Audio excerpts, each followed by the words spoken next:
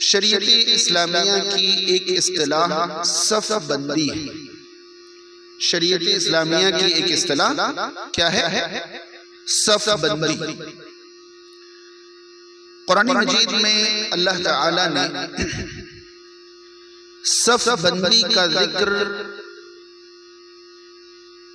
خیر کے ساتھ اور پسندیدہ چیزوں کے ساتھ فرمایا ہے۔ آپ قرآن مجید 28ویں پارے سورۃ الصف کی آیت نمبر 2 پڑھیں۔ اللہ تعالیٰ فرماتا ہے ان اللہ یحب الذین یقاتلونہ فی سبیلہ صفا کأنہم بنیان مرصوص۔ اللہ تعالیٰ ان لوگوں کو پسند فرماتا ہے جو ایسی صف بندی کے ساتھ قتال کرتے ہیں جو صف بندی شیشہ پلائی ہوئی دیوار کی طرح ہوتی ہے۔ جو صف بندی شیشہ پلائی ہوئی دیوار کی طرح ہوتی ہے، یعنی رب تعالیٰ نے یہاں صف بندی کی تعریف کے ساتھ ساتھ صف بندی کون سی پسندیدہ ہے یہ بیان فرمایا۔ کون سی صف بندی؟ جو شیشہ پلائی ہوئی دیوار کی طرح ہو۔ اس بات کو یہیں رکھیں، ذرا آگے سورۃ النبأ کی آخری آیات میں سے قیامت کا منظر بیان کرتے ہوئے رب تعالیٰ نے فرمایا قیامت کے دن فرشتے صف بستہ کھڑے ہوں گے، یوم یقوم الملائکۃ والروح صفا۔ قیامت کے دن فرشتے بھی جو کھڑے ہوں گے وہ صف بستہ کھڑے ہوں گے، ٹھیک ہے۔ اسی طرح نبی کریم صلی اللہ علیہ وسلم نے نماز کے لیے صف بندی کا جو حکم فرمایا ہے اس بارے میں اتنی تاکید شریعت میں ہے کہ آپ تصور نہیں کر سکتے۔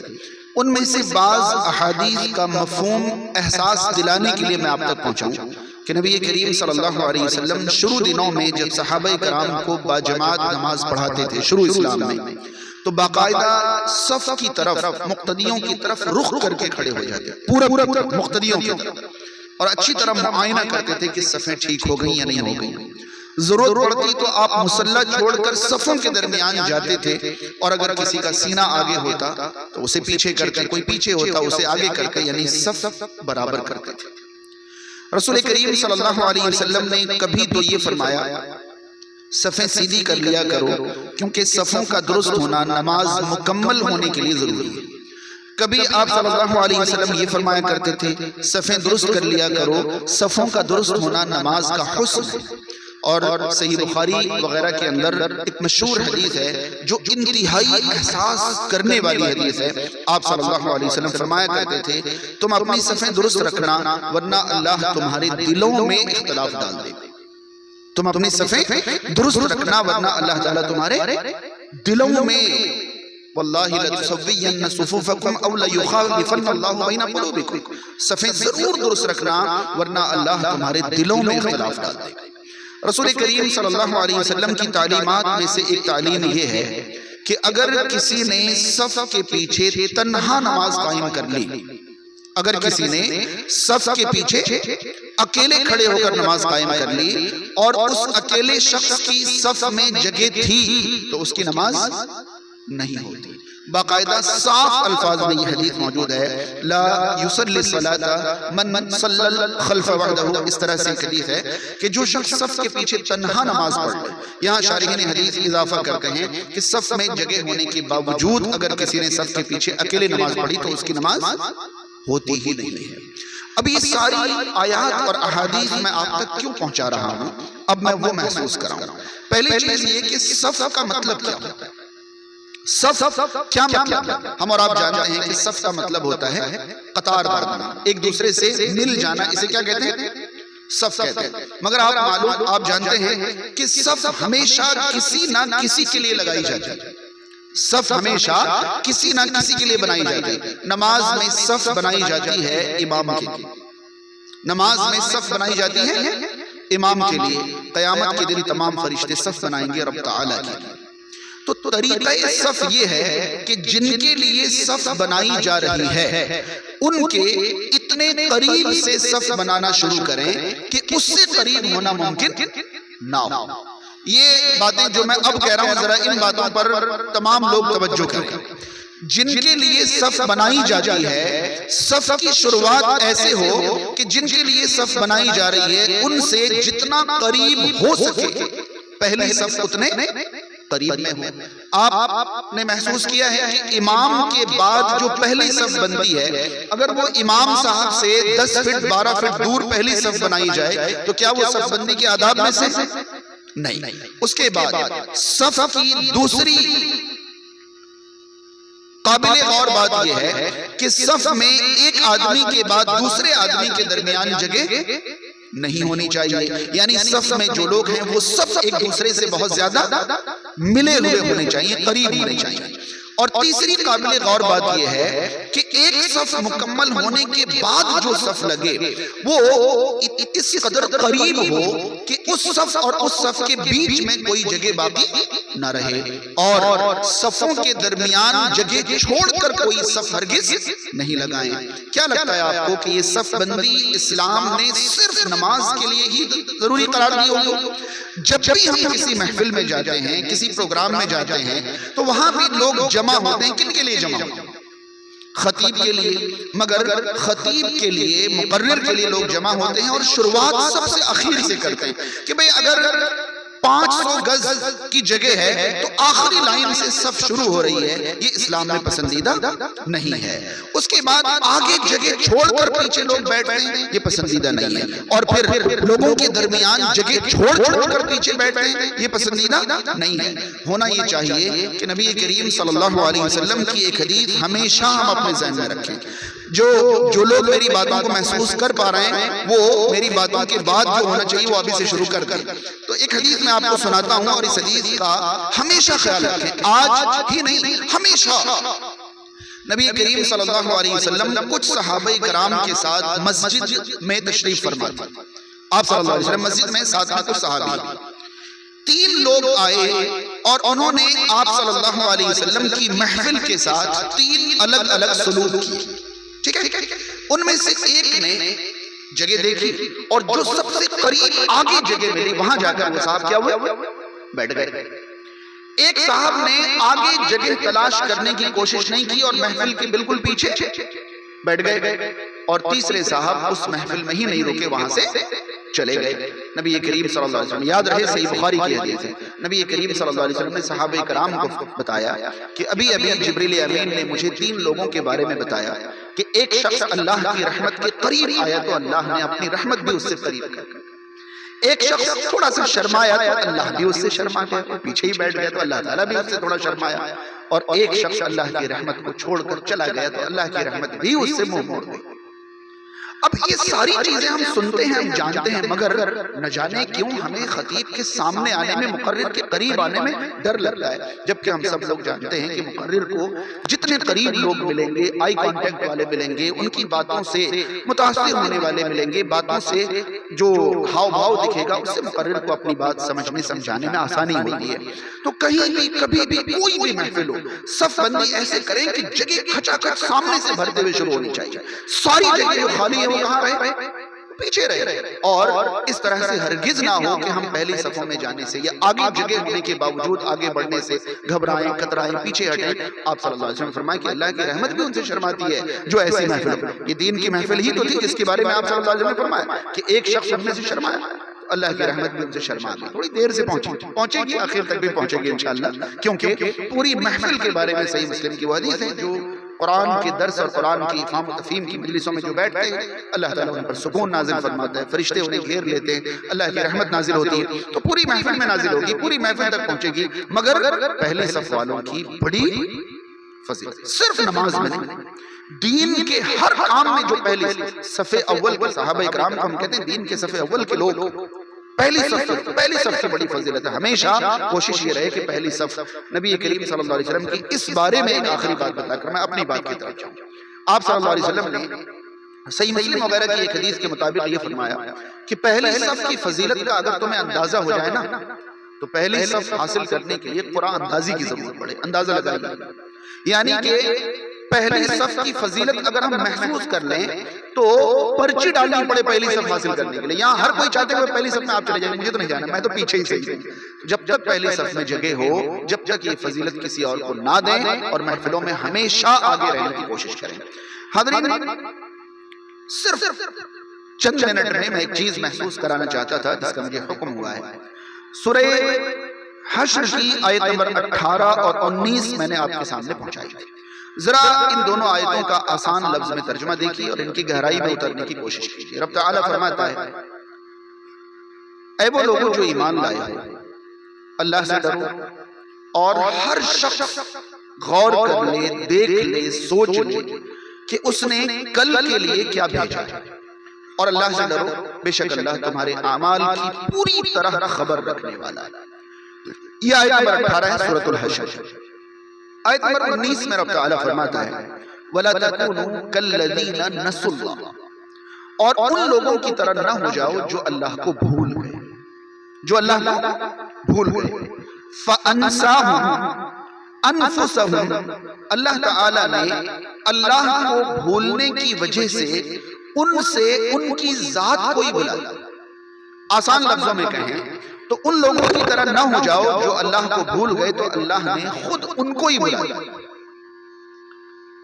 اولئک هم الفاسقون, یہی مستقل نافرمان, ان کی زندگی ہی نافرمانیوں میں گزرتی ہے, پوری طرح سے نافرمان ہو گئے. سورۃ الحشر کی آخری آیات میں سے یہ دو آیتیں ہیں. سورۃ الحشر میں کل ملا کر 24 آیتیں ہیں, جن میں یہ 18ویں اور 19ویں آیات. اس سورہ کی شروعات میں جو باتیں بتائی گئی ہیں ان میں اللہ کے نافرمان دو گروہوں کا ذکر ہے, ایک یہود کا, ایک منافقین. اور یہ پوری سورہ مدینہ منورہ کی شروعاتی زندگی کو بیان کرنے والی سورہ ہے.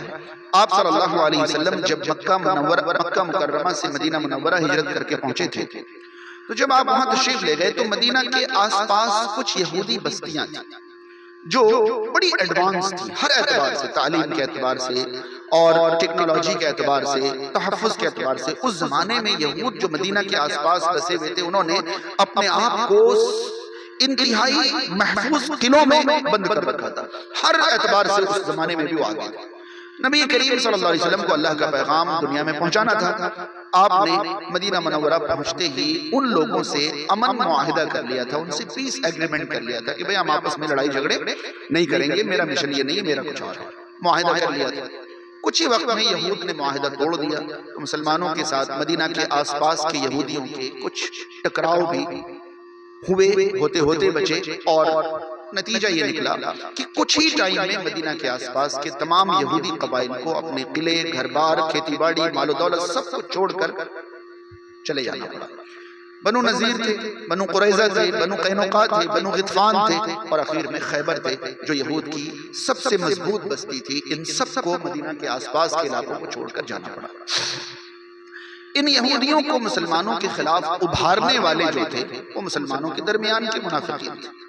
تو اللہ رب العالمین نے شروع سورہ سے یہاں تک منافقین اور یہود کا ذکر کرنے کے بعد مومنوں کی طرف رخ کرتے ہوئے کہا کہ دیکھا آپ نے ان کا انجام, یہ یہود تھے, ان کے ساتھ کیا ہوا, یہ منافقین ہیں, ان کا کیا ہوگا.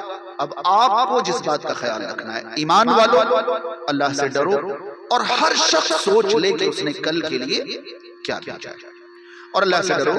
اللہ تعالیٰ تمہارے اعمال کی پوری طرح خبر رکھتا ہے, کوئی عمل تمہارا اللہ سے چھپا ہوا نہیں ہے.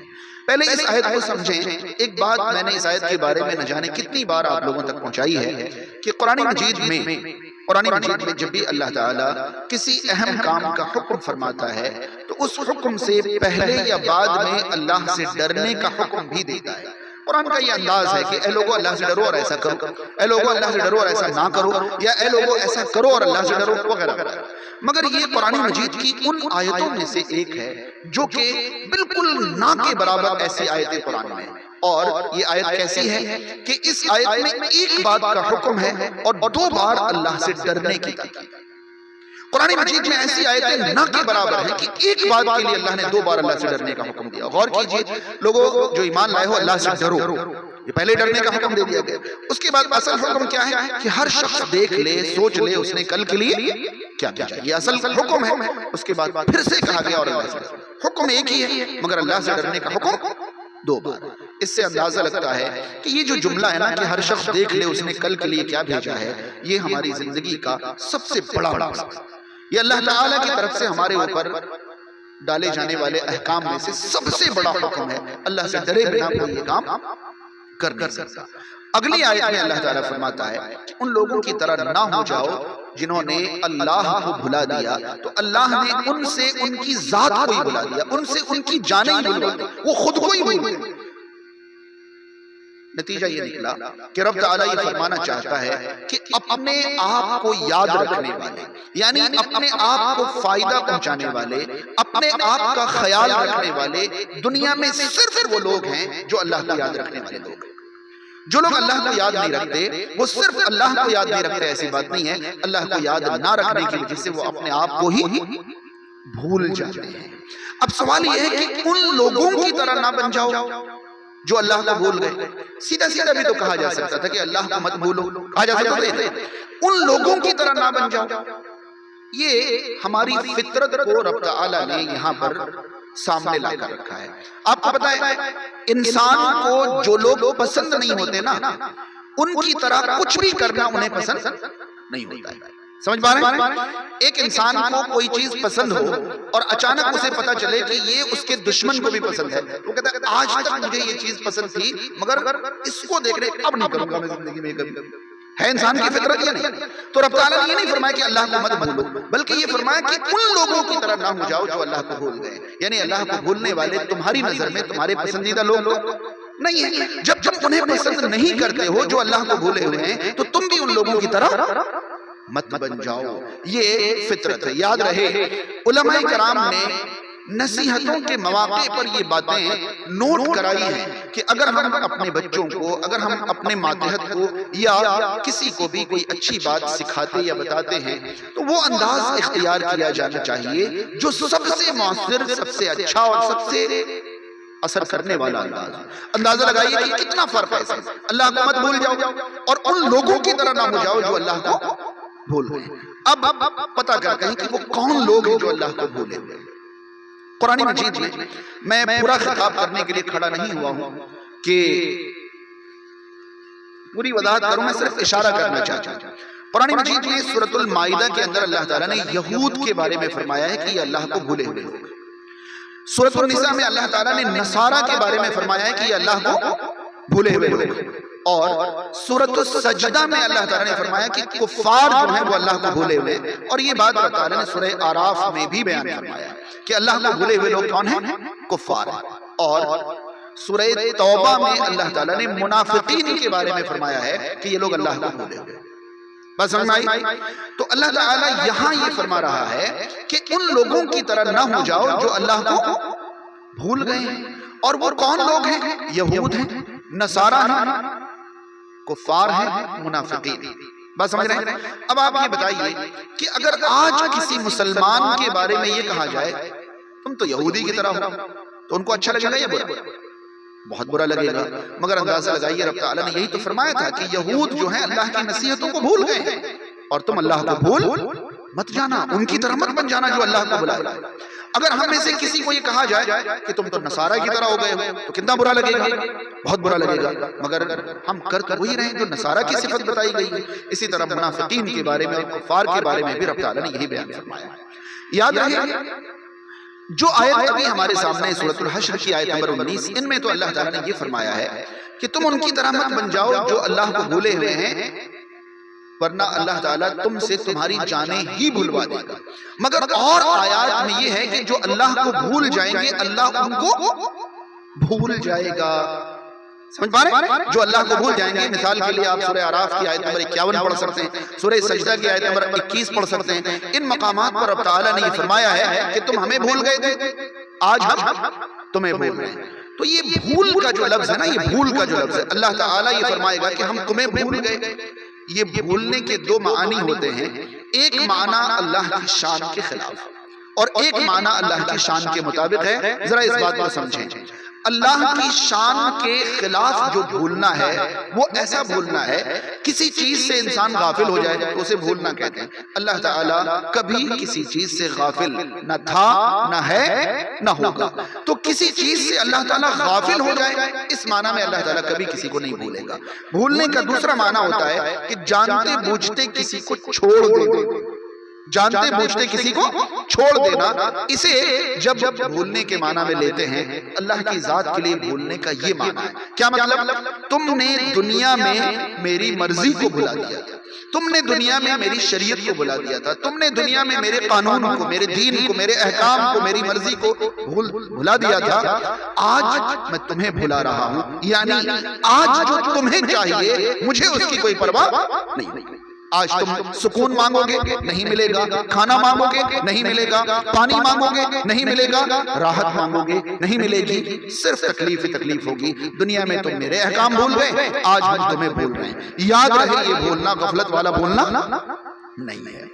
اب اسے اور آگے لے کر چلیں تو آپ پائیں گے کہ اللہ رب العالمین نے قرآن مجید میں سورہ اعراف کی آیت نمبر 44 اور 45 کے اندر ایک ایسی بات بیان فرمائی ہے جو ہمیں یاد رکھنا بہت زیادہ ضروری ہے۔ سورہ اعراف کی آیت نمبر 44 اور 45 میں آپ تک پہنچا رہا ہوں، ذرا ان آیتوں پر غور کریے۔ یہ آیتیں آپ تک پہنچاؤں، یہ آیتیں میں آپ تک پہنچاؤں اس سے قبل میں آپ سے ایک سوال پوچھتا ہوں۔ دنیا میں اگر کوئی اللہ تعالیٰ کو بھلا دے تو اللہ تعالیٰ کو بھولنے کا مطلب ہوتا ہے اللہ کے احکام کو بھلا دینا۔ اگر دنیا میں کوئی اللہ تعالیٰ کو بھلا دے تو اس کی زندگی خوشحال ہو جائے گی یا تنگحال ہو جائے گی؟ ذرا آواز سے بتا، کیسی ہو جائے گی؟ صرف حال سنائیں گے، تنگ حال ہو جائے گی نا۔ میں نے پہلے اس لیے پوچھا کہ جو آیت میں آپ تک پہنچانے جا رہا ہوں اس میں اللہ تعالیٰ نے کچھ اور ہی بتایا ہے۔ اس میں اللہ تعالیٰ یہ فرما رہا ہے کہ جو اللہ کو بھول جائے گا ہم انہیں خوشحال بنا دیں گے، ہم انہیں خوشحال بنا دیں گے۔ یہی محسوس کرانے کے لیے میں آیت آپ تک پہنچا رہا ہوں۔ ابھی میں نے آپ سے پوچھا کہ جو لوگ اللہ کو بھول جائیں گے، یعنی اللہ کی نصیحتوں کو بھول جائیں گے، اللہ کی تعلیمات کو، اللہ کے احکام کو بھول جائیں گے، ان کی زندگی تنگ حال ہو جانی چاہیے، وہ پریشان ہو جانے چاہیے، ان کی برکتیں ختم ہو جانی چاہیے، سب کچھ ختم ہو جانا چاہیے۔ آیت سنیے، میں دوبارہ یاد دلا رہا ہوں، سورہ اعراف کی آیت نمبر 44 اور 45۔ رب تعالیٰ یہ فرماتا ہے فَلَمَّا نَسُوا مَا ذُكِّرُوا بِهِ، پھر جب یہ لوگ وہ بھول گئے جن کی انہیں نصیحت کی گئی تھی۔ آسان لفظوں میں کہیں تو جب لوگ ہماری نصیحتیں کیا ہو گئے؟ بول گئے، یاد ہی نہیں رہا کہ رب تعالیٰ کیا چاہتا ہے کیا نہیں چاہتا ہے، اللہ کی مرضی کیا ہے، ناراضگی کیا ہے، اللہ کا حکم کیا ہے، کچھ بھی یاد نہیں رہا۔ فَلَمَّا نَسُوا مَا ذُكِّرُوا بِهِ، جب یہ لوگ وہ بھول گئے جس کی انہیں نصیحت کی گئی تھی تو رب تعالیٰ فرماتا ہے فَتَحْنَا عَلَيْهِمْ أَبْوَابَ كُلِّ شَيْءٍ، ہم نے ان پر ہر چیز کے دروازے کھول دیے۔ یہ قرآن کا بیان میں کر رہا ہوں کہ ہم نے ان پر ہر چیز کے دروازے کھول دیے۔ یہ ہر چیز سے کیا مراد ہے؟ جو وہ چاہتے تھے سب ملتے جاتے ہیں۔ وہ کہتے ہیں نا کہ مٹی میں ہاتھ رکھے تو کیا بن گیا؟ سونا بننے لگا۔ اور ایسا کیوں کیا اللہ تعالیٰ نے؟ ایسا اس لیے کہ وہ اس معاملے میں اور آگے بڑھتے جائیں۔ یاد رہے، یہاں میں یاد دلاؤں کہ قرآن مجید میں رب تعالیٰ نے کئی مقامات پر یہ فرمایا ہے کہ تم لوگ مجھے بھول گئے، ہم تمہیں بھول گئے۔ تو وہاں تمہیں بھول گئے کا ایک مطلب مفسرین نے یہ بھی لکھا ہے کہ جب تم اللہ کی نصیحتوں کو بھول جاتے ہو تو اللہ تعالیٰ بھی تمہیں گمراہی سے باہر نکالنا چھوڑ دیتا ہے۔ پڑے رہو اسی میں، یہ اللہ تعالیٰ کے بھولنے کی ایک شکل ہے، یعنی اللہ تعالیٰ بھولتا تو نہیں ہے، اللہ تعالیٰ تمہیں تمہاری حالت پر چھوڑ دیتا ہے۔ اور تم کرتے کیا ہو؟ کفار کیا کہتے تھے پتہ ہے؟ قرآن مجید میں 20 مقامات پر یہ بات بتائی گئی ہے کہ کفار اس بات کو دلیل بناتے تھے کہ تم کہتے ہو کہ تم مومن ہو، اللہ کو ماننے والے ہو، اللہ کے فرما بردار ہو، حالتیں دیکھ رہے ہو، نہ کھانا نصیب ہے، نہ پہننا نصیب ہے، نہ گھر بار کے، نہ باہر کے، نہ کہیں کچھ نہیں، یہ پھٹے حال کو ہو رہے ہو، ہمیں دیکھو، تم کہتے ہو ہم اللہ کے نافرمان، ہم اللہ کے کافر ہیں، بلڈنگیں ہماری، گاڑیاں ہماری، دولت ہماری، ریل پیل، عہدہ منصب، سب کچھ تو ہمارے پاس۔ تو باقاعدہ یہ کہتے تھے کہ اللہ تعالیٰ اگر ہم سے ناراض ہوتا تو ہمیں اس طرح نوازتا کیوں؟ اور یاد رہے کہیں نہ کہیں اندر یہی تصور ہمارے ذہنوں میں بھی ہم اور آپ یہ بھولے ہوئے ہیں کہ ہماری ڈیوٹیز کیا تھی، ہماری ذمہ داری کیا تھی. ہم اور آپ زبان سے اللہ تعالیٰ نواز رہا ہے، اللہ تعالیٰ نواز رہا ہے. اب یہ بتائیے کہ اللہ تعالیٰ نواز رہا ہے یا اللہ تعالیٰ ڈھیل لے رہا ہے؟ کیونکہ جن کو اللہ تعالیٰ ڈھیل دیتا ہے ان کے ساتھ بھی یہی فرماتا ہے، ان کے تو سارے نعمتوں کے دروازے اللہ تعالیٰ کھول دیتا ہے. اور یہ سمجھنے کی ضرورت ہے. اگر اللہ تعالیٰ کا فرما بردار بندہ دنیا میں خوشحالی پا رہا ہے، ہم یہ کہہ سکتے ہیں کہ رب تعالیٰ کی فرما برداری کا کچھ بدلہ ان کو دنیا میں ملا. مگر اللہ کو بھولے ہوئے لوگوں کو اگر جدھر گھومے ادھر سے خوشیاں، دولتیں، آسانیاں، عہدہ، منصب سب کچھ مل رہا ہے، یہ اللہ نواز نہیں رہا ہے، یہ اللہ تعالیٰ رسی دراز کر رہا ہے، یہ ڈھیل دے رہا ہے. آیت سنیے، فَلَمَّا نَسُوا مَا ذُكِّرُوا بِهِ، پھر جب یہ ان چیزوں کو بھول گئے جن کی انہیں نصیحت کی گئی تھی، فَتَحْنَا عَلَيْهِمْ أَبْوَابَ كُلِّ شَيْءٍ، ہم نے ہر چیز کے دروازے ان پر کھول دیے. اس کے بعد کیا فرمایا اللہ تعالیٰ نے؟ حَتَّى إِذَا فَرِحُوا بِمَا أُوتُوا، یہاں تک کہ دی گئی نعمتوں میں جب یہ فرح ہو گئے، پھول گئے، مگن ہو گئے، انہیں لگتا تھا کہ اور کچھ ہے ہی نہیں دنیا میں، بس یہی موج مستی کے علاوہ دنیا میں کچھ. حتی اذا فرحوا بما اوتوا، دی گئی چیزوں میں جب یہ مگن ہو گئے. یاد رہے فرحت اور سرور، خوشی کے لیے دو لفظ بولے جاتے ہیں. طبعی اور فطری جائز خوشی کو سرور کہتے ہیں، اور جس خوشی میں تھوڑا سا تکبر اور گھمنڈ شامل ہو جائے اسے فرح کہتے ہیں. قرآن مجید میں صرف ایک دو مقام کے علاوہ باقی جگہوں پر فرح کا لفظ گھمنڈ والی خوشی کے لیے استعمال ہوا ہے. فرعون کے لیے، قارون کے لیے، اللہ کے نافرمان بندوں کے لیے، ان کے لیے استعمال ہوا ہے. تو یہاں بھی اللہ تعالیٰ نے فرمایا حتی اذا فرحوا بما اوتوا، یہاں تک کہ جب دی گئی نعمتوں میں وہ اترانے لگتے ہیں، اینٹ کر چلنے لگتے ہیں، گھمنڈ آ جاتا ہے ان کے اندر. اخذناہم بغتۃ، ہم نے ان کو اچانک پکڑ لیا. فاذا هم مبلسون، تو پھر وہ نا امید ہو گئے. یعنی یہ رسی جب ڈھیل چھوڑی جاتی ہے، انسان چلتے چلتے وہاں تک پہنچ جاتا ہے کہ جب اسے پکڑا جائے تو اس کے پاس کوئی راستہ ہی نہیں بچتا ہے، وہ بالکل نا امید ہو جاتا ہے. اگلی آیت، آیت نمبر 45 ہے، ذرا اس کو بھی سن لیں. فَقُطِعَ دَابِرُ الْقَوْمِ الَّذِينَ ظَلَمُوا، ایسے ظالم لوگوں کی جڑیں کاٹ دی گئی. پتہ ہے جڑیں کاٹ دی گئی کا کیا مطلب ہوتا ہے؟ ایک پیڑ ہے 5 سال 10 سال 50 100 سال پرانا ہے، اس کی ٹہنیاں کاٹ دی گئی، پیڑ کا نام و نشان مٹا؟ نہیں مٹا. پتے جھاڑ دیے گئے، نام و نشان مٹا؟ نہیں. سارے تنے بھی کاٹ دیے گئے، پھر بھی نشان باقی ہے. لیکن جب جڑ کاٹ دی جاتی ہے تو پھر نام و نشان باقی نہیں رہتا. یہاں اللہ تعالیٰ ان اقوام کی باتیں کر رہا ہے جو قوم نوح تھے، قوم سمود تھے، قوم عاد تھے، اور اس طرح کی جو اقوام تھی جب وہ اللہ کی دی ہوئی نعمتوں پر حد سے زیادہ اترانے لگتے تھے، گھمنڈ کرنے لگتے تھے، تو اللہ تعالیٰ انہیں جب پکڑتا تھا تو وہ نا امید ہوتے اور ان کی جڑیں کاٹ دی جاتی تھی، ان کا نام و نشان بھی باقی نہیں رہتا. فَقُطِعَ دَابِرُ الْقَوْمِ الَّذِينَ ظَلَمُوا، ایسے ظالم لوگوں کی ہم نے جڑیں کاٹ دی. وَالْحَمْدُلِلَّهِ رَبِّ الْعَالَمِينَ، یہ آیت کا آخری ٹکڑا ہے، اور ساری تعریفیں تو اسی اللہ کی ہیں جو تمام کائنات کا رب. قابل تعریف بن گئے تھے نا، مال میں آگے بڑھ گئے تھے، عہدے میں آگے بڑھ گئے تھے، بہت بہت اونچا مقام حاصل کر لیا تھا، سمجھتے تھے کہ ساری تعریفیں میری ہیں، بھول گئے تھے کہ ساری تعریفیں اس اللہ کی.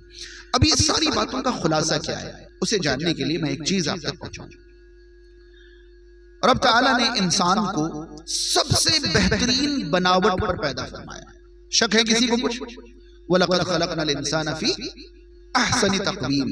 احسن تقویم میں، یہ تقویم جو ہوتا ہے نا، ڈھانچہ، اسٹرکچر، انسان کا جو اسٹرکچر ہے، یہ جو ہم کھڑے ہیں، یہ ہمارا جو اسٹرکچر ہے، یہ اللہ تعالیٰ نے جتنی جاندار مخلوقات بنائی ہیں ان سب میں سب سے عمدہ اور بہتر، سب سے بہتر.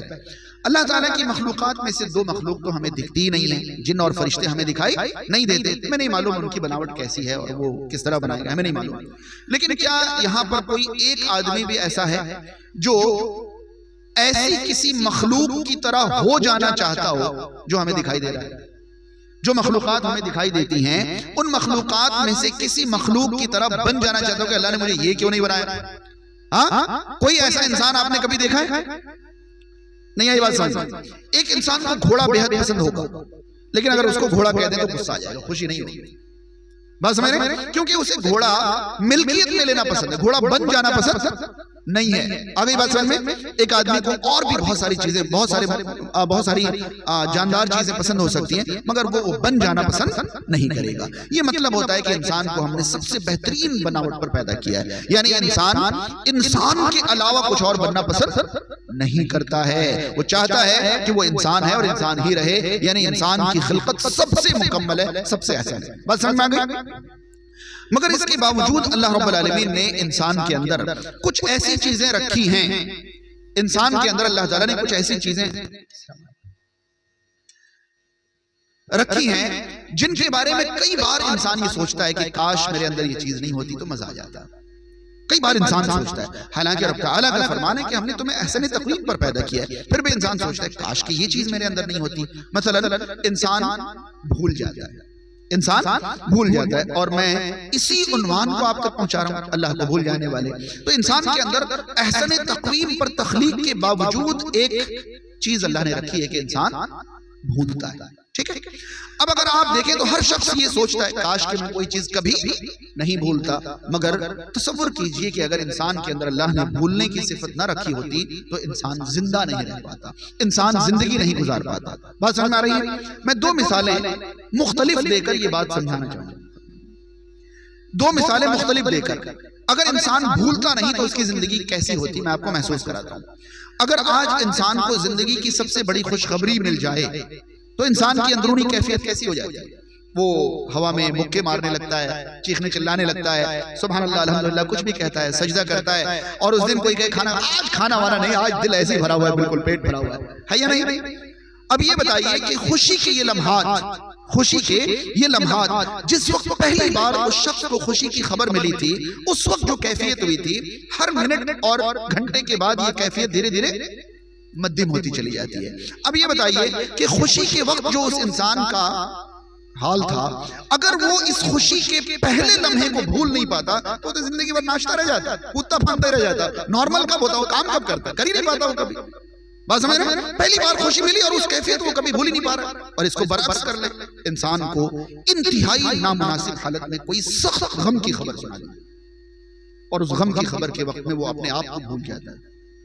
دنیا کی سب سے بہترین ڈش بھی اس شخص کو زبان تک نہیں پہنچانے دیتی، وہ سو نہیں پاتا، کچھ نہیں کر پاتا. اگر انسان اس غم کو کبھی نہیں بھول پاتا تو وہ کیسے زندگی گزارتا؟ آپ کو اچھی طرح معلوم ہے کہ ہمارے گھر میں جب موتیں ہوتی ہیں اس وقت گھر کی کیا کیفیت ہوتی ہے. اگر یہ غم کی کیفیت ذہنوں سے بھلانے کی صلاحیت اللہ نے ہمیں نہیں دی ہوتی تو ہم تو زندگی بھر روتے رہ جاتے، ہم تو کبھی نارمل ہو ہی نہیں پاتے. مگر خوشی چاہے کتنی بڑی ہو، غم چاہے کتنا بڑا ہو، مگر اللہ نے ہمارے اندر یہ خوبی رکھی ہے. ہم جسے خامی کہتے ہیں نا، کاش کہ ہم بھولتے نہیں تو کتنا اچھا تھا. نہیں بھولتے تو آپ نارمل زندگی نہیں گزار پاتے. مگر عقل مندی اس بات میں ہے کہ ہم ان چیزوں کو بھولیں جو بھولنے لائق ہیں، ہم انہیں نہ بھولیں جو بھولنے لائق نہیں ہیں. میں اسی آیت پر اپنی بات ختم کر دوں. ان لوگوں کی طرح نہ بن جاؤ جو کن کو بھول گئے، وَلَا تَكُونُوا كَالَّذِينَ نَسُوا اللَّهَ. ان لوگوں کی طرح نہ بن جاؤ جو اللہ کو بھول گئے. رب تعالیٰ بھی کوئی بھولنے لائق ہستی ہے؟ اللہ تعالیٰ کو بھولنے والے اپنے آپ کو بھول جاتے ہیں. کیسے؟ یہ بتائیے کہ جن چیزوں کے حصول کے لیے ہم اللہ کے قوانین کو بھولے ہوئے، اللہ کی شریعت کو بھولے ہوئے کہ بھئی ہمیں مزہ نہیں آ رہا ہے، اسلام بہت ساری پابندیاں ہمارے اوپر عائد کرتے ہیں، مجھے تو نشہ کرنا ہے، مجھے تو گھومنا پھرنا ہے، مجھے تو بدکاریاں کرنی ہے، مجھے تو حرام کمانا ہے، مجھے تو فلاں کرنا ہے، مجھے تو فلاں کرنا ہے. ایک بار سوچ کر تو بتائیے ان میں سے کوئی بھی کام آپ کے لیے بہتر ہے؟ جب آپ کے لیے بہتر ہے ہی نہیں تو آپ اللہ کو نہیں بھولے ہیں. آپ کس کو بھول گئے؟ اپنے آپ کو بھول گئے. آپ خود کو بھولے ہوئے ہیں اور آپ کو لگتا ہے کہ آپ اللہ کو بھولے ہوئے ہیں. نہیں بھولے ہوئے آپ اللہ کو. یہ بتائیے کوئی انسان کائنات کی ہر چیز کو یاد رکھے اور اپنے آپ کو بھول جائے تو آس پاس والے کو کیسا بے وقوف انسان ہے، ادھر لٹا رہا ہے ادھر خرچ کر رہا ہے، ان کی خبر ان کی خیریت سب کی اور خود کی کوئی پرواہ نہیں ہے. تو اچھی طرح یاد رہے کہ جو لوگ اللہ کو بھول جاتے ہیں ان سے زیادہ اپنی ذات کے بارے میں لاپرواہ اور کوئی نہیں ہو سکتا. وہ اپنے آپ کو بھولے ہوئے ہیں. اگر مجھے اس بات کی فکر ہو کہ میری دنیا اور آخرت بہترین ہو جائے، آخرت میں ناکام نہ ہوں، تو میں اللہ کو کبھی نہیں بھولوں گا. اور اللہ کو بھولنے کا مطلب اللہ کے احکام کو بھلانا ہے. لہذا آپ کے لیے پہلا اور آخری پیغام آج کا یہی ہے کہ ہم اللہ تعالیٰ کو کسی حال میں نہ بھولیں. بھولنا ہی ہے تو خواہشات کو بھول جائیں، برائیوں کو بھول جائیں، ارے اللہ کی نافرمانیوں کو بھول جائیں. بھولنا ہی ہے تو افراد سے کبھی کوئی تکلیف ہوئی ہو تو اسے بھول جائیں. کسی نے کچھ غلط کہہ دیا اسے بھول جائیں، رنجشوں کو بھول جائیں، دشمنیوں کو بھول جائیں، ارے ان چیزوں کو بھول جائیں جن کے بھولنے سے آپ کی زندگی میں مثبت کوئی چیز پیدا ہو جائے۔ کسی سے ایک بات زندگی میں کبھی سن لی ہو تو زندگی میں نہیں بھولوں گا، ہاں بھولنے کے لیے تو اللہ تعالیٰ ہی بچائے نا، بس اللہ کو بھول جاؤں گا، باقی تو کسی کا کوئی جملہ بھی اگر نا یہ آج جو تم نے کہا ہے میں زندگی بھر یاد رکھوں گا، بھول نہیں سکتا، وہ بھولنے کی چیزیں ان کو بھولیے، یاد رکھیے رب تعالیٰ کی ذات کو، اللہ کی مرضی کو، اللہ کے احکام کو۔ رب تعالیٰ ہمیں کہی ہوئی ان باتوں پر عمل کی توفیق عطا فرمائے۔ السلام علیکم ورحمۃ اللہ۔